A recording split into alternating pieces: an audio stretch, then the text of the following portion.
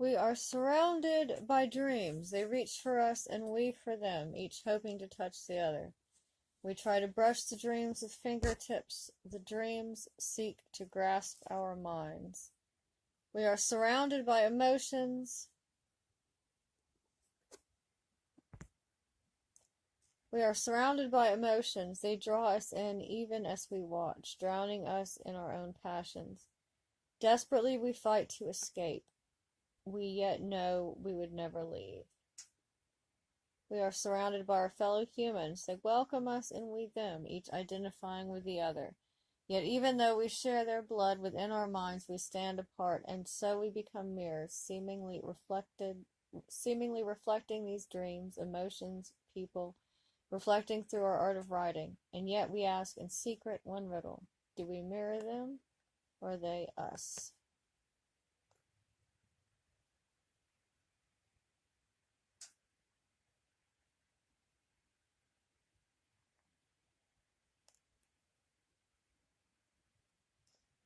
AOL, she was not an alcoholic. Family of mom in wrong way crash speaks out.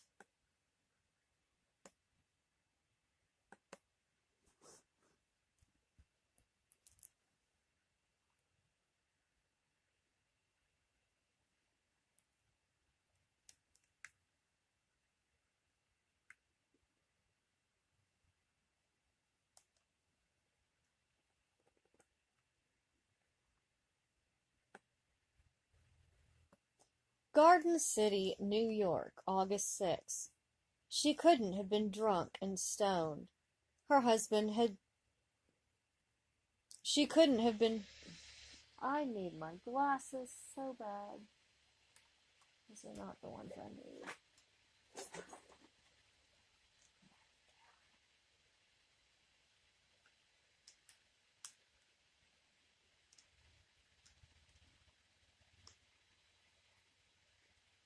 Just to wipe all of them.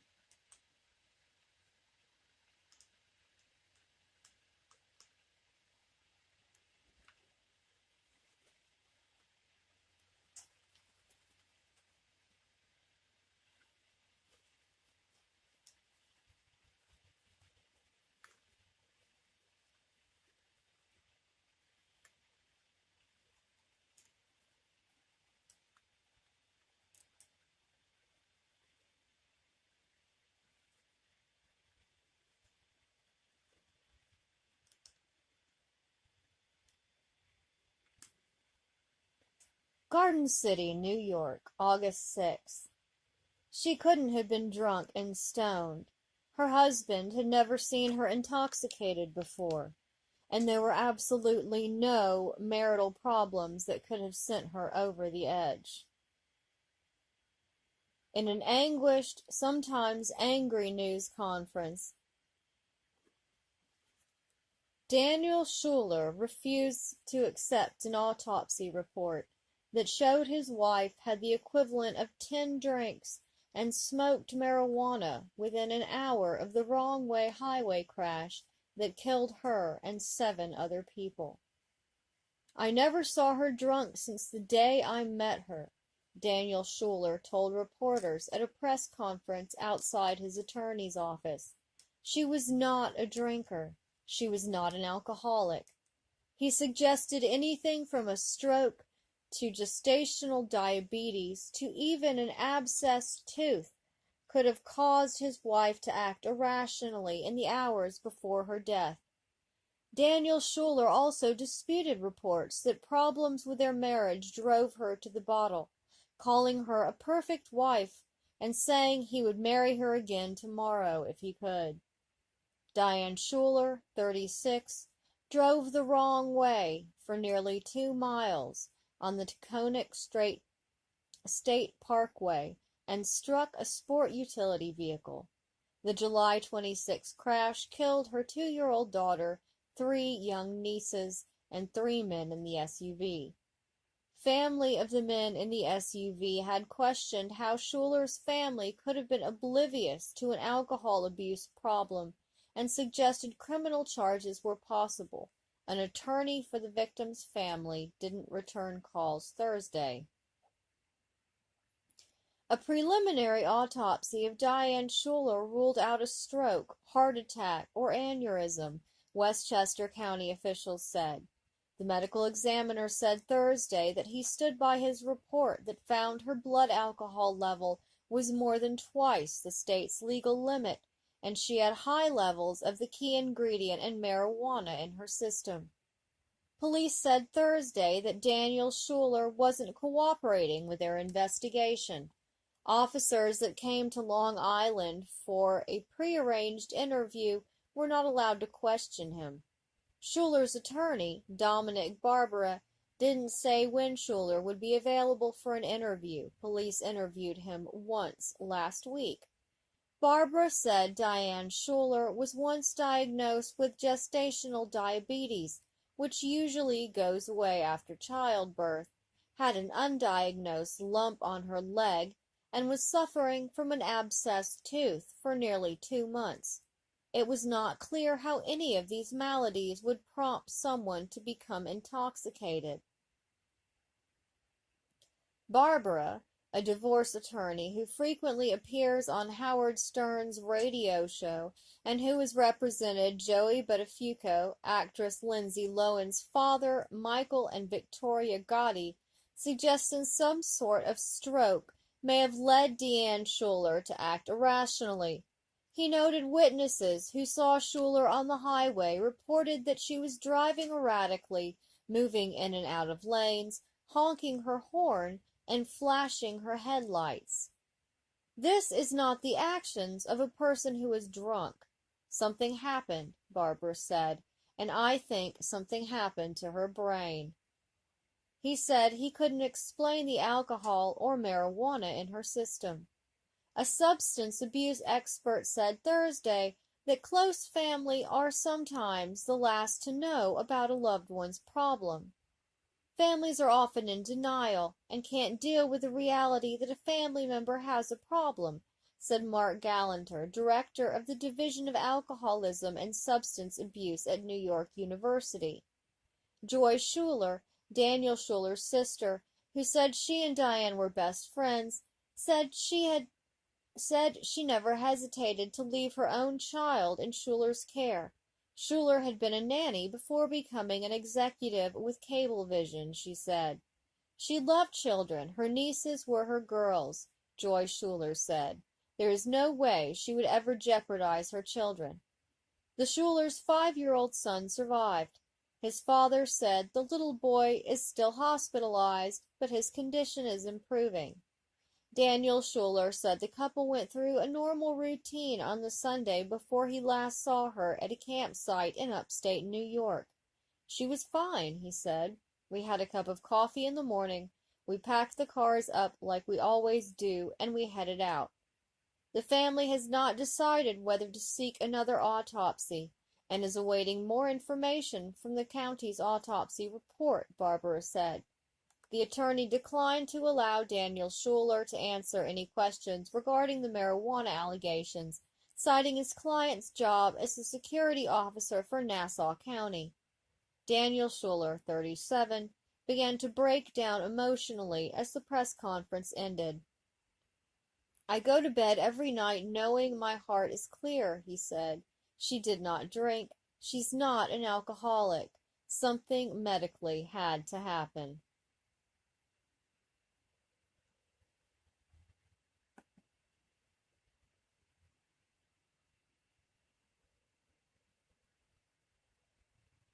Victim in alleged glue attack jailed.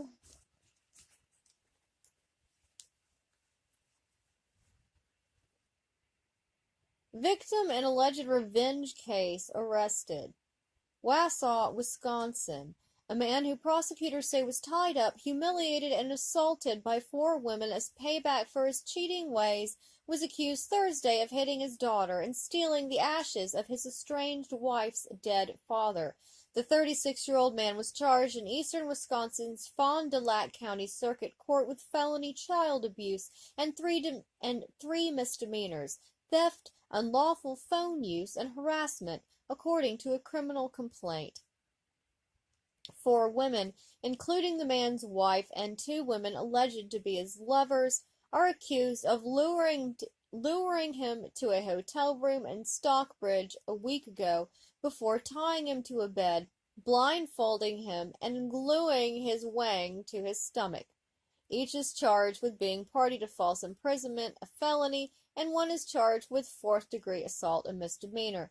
The Associated Press is not naming the Fond du Lac man to protect his identity as an alleged victim of assault. A judge on Thursday set the man's bail at $5,000 cash and ordered a preliminary hearing for August 14th, according to online court records. The man's attorney, public defender Margaret Vins, did not immediately return a phone message Thursday seeking comment. The maximum punishment for the child abuse charge is 6 years in prison. The man has not lived with his wife since September, and on July 26, their twin 8-year-old daughters visited him at Fond du Lac Motel, the criminal complaint said. The complaint gives the following account of the allegations against the man. One girl told investigators that when her father found out that her mother had learned a woman had been present and painted the girl's fingernails during a visitation earlier in the day, the father got angry and beat the girl. The girl's sister told investigators she saw her father slapping her sister and stating, "God, I hate you." The girl suffered a swollen eye and a knot on her forehead. The father told investigators he plays rough with the kids and may have hit her. In a voicemail message to his wife on July 31st, the day after he was tied up in the motel room, the man indicated he had her father's ashes and that if he did not receive a call from her, he was going to throw a cup of them away every hour. The wife told investigators her father's ashes were kept in an urn in her Fond du Lac home and must have been taken last Thursday or Friday. The man told investigators he had the urn and gave it to police in Appleton. One of the man's alleged lovers told investigators the man remarked to her that he wanted to confront his wife by ramming her vehicle off the road while she delivered newspapers and bash her with a rock. The man told investigators he made the statement but was not serious.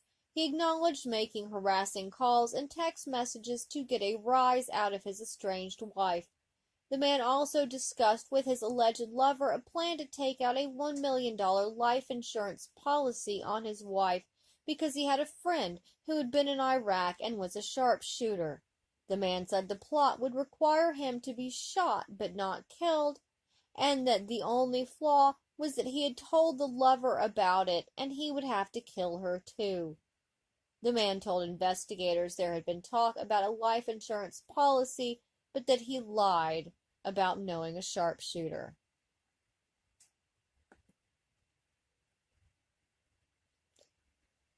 Poems of love. These are some poems I found while surfing the net. These poems are poems of love. Enjoy your stay.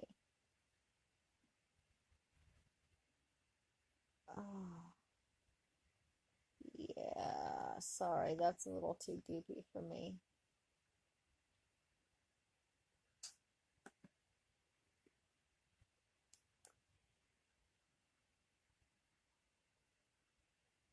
The Plains of Turia.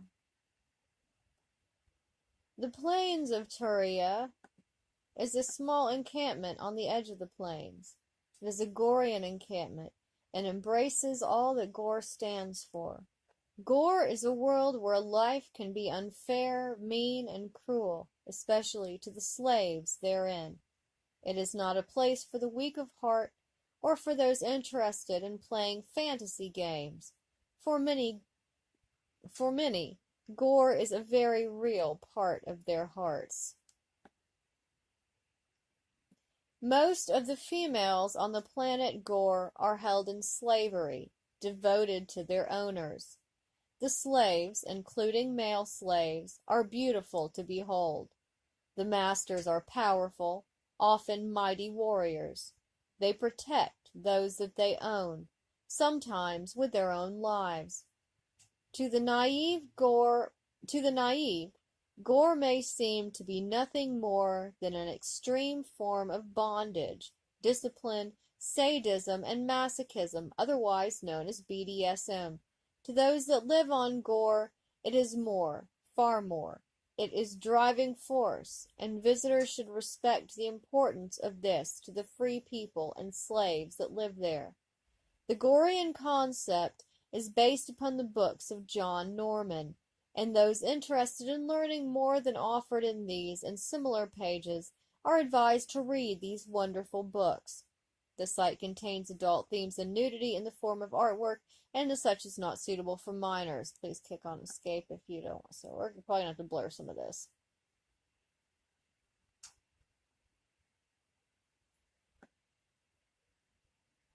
The Camp of Al Dante. Really? On the edge of the plains of Turia lies the wagon camp of Al Dante. Located on a wide open space with but a few trees for shade, free men and women gather within its circle to enjoy warm conversation and the pleasing attention of slaves. Always prepared to move the precious bosque herds to safety or better feeding, the wagon train stands at the ready. Al Dante's lead wagon, easily identified, bearing its bosque head-shaped banner of jewels hung upon its side with gold wire. On any given evening, the visitor to this camp might see Al Dante relaxing on his bench by his wagon, his slave kneeling at his feet, or moving about the camp, humming softly as she completes her chores. Resting next to Al Dante's wagon within the camp circle, the slave's wagon completes the train. A peek inside reveals humble shelves and bedding for the slaves and the occasional lost traveler. Scattered about the camp, before each man's wagon, fires burn brightly, welcoming those who come in peace seeking its warmth. Everywhere can be seen the active bustle of the women and slaves of the Paravaci, preparing the meat or skins of the bosque while the men attend the herds. Not far in the distance a river runs where slaves fetch fresh water for drinking, cooking, and bathing. The sound of their cheerful laughter as they pause in their chores to swim or splash, carrying easily across the open plains.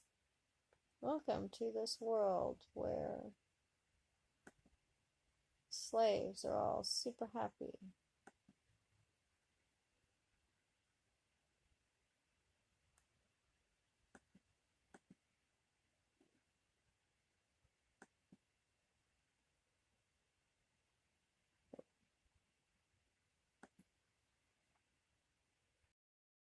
If you'd like to make a call, please hang up and try again. If you need help, hang up and then dial your operator.